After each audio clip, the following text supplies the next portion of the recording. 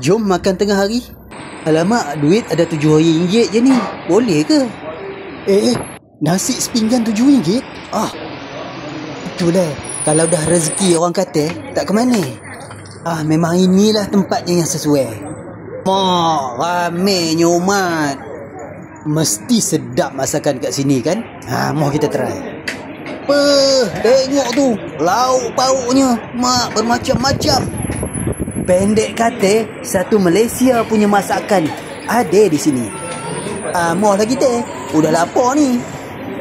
Tapi awas, jangan tamak ya. Jangan berlebihan dan membazir. Kalau membazir, kena bayar double. Ingat tu, pukul 12 sampai pukul 2.30 memang peak hour. Ini je makanan yang aku ambil. Nasi separuh, lauk pauk dan sayur-sayur. Bini aku pula dia memang suka ulam. Okey, mari sini satu pinggan RM7 je. Buffet. Mau kita sembang dengan owner kedai ni kejap. Okey. Selepas PKP sebab akak dekat sini 17 tahun lah. Bulan satu ni 17 tahun lah. Di sini? Dah lama dah. Sebelum ni akak jual masakan panas.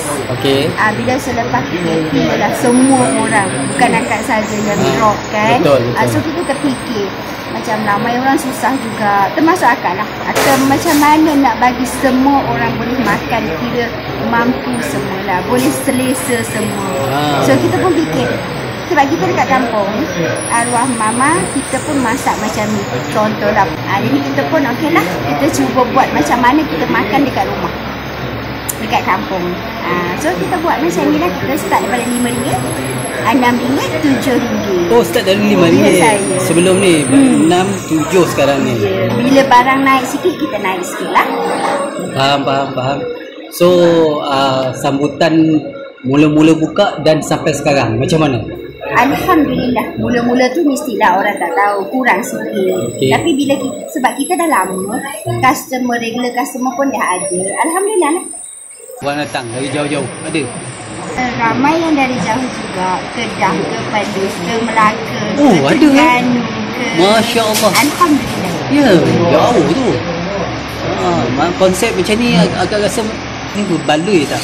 Rasanya. Alhamdulillah. Dia ada sahaja jalan dia. Rezeki tu ada sahaja.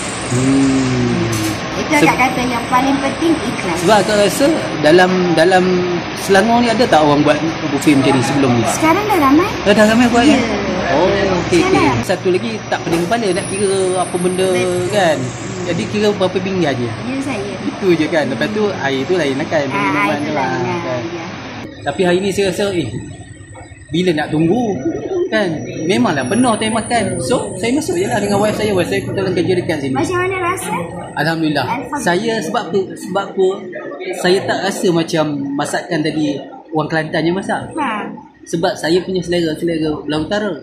Tapi saya makan tadi macam masakan belah utara. Lebih kurang lah kan. Ataupun masakan Malaysia lah senang. Orang Malaysia boleh terima. Betul. Kita campur-campur. Semua masakan dalam Malaysia ni orang Malaysia boleh terima.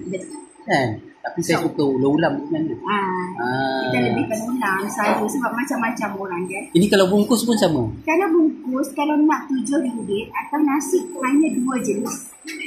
Contohnya dia ambil lauk, ambil sayur. Betul. Okey. Waktu operasi 11.30 sampai pukul 6. 11.30 sampai pukul 6. Setiap Ahad kita. Setiap Ahad. Pagi tak ada ya? Pagi tak ada. Okay. InsyaAllah akan buat lah. Akan buat pagi? Hanya Allah je yang boleh balas. Itulah dia. Yang kata-kata daripada akak. Sebab akak ikhlas. Okey, terima kasih banyak Puan Hani. Ya saya. Sedap weh. Moh leh.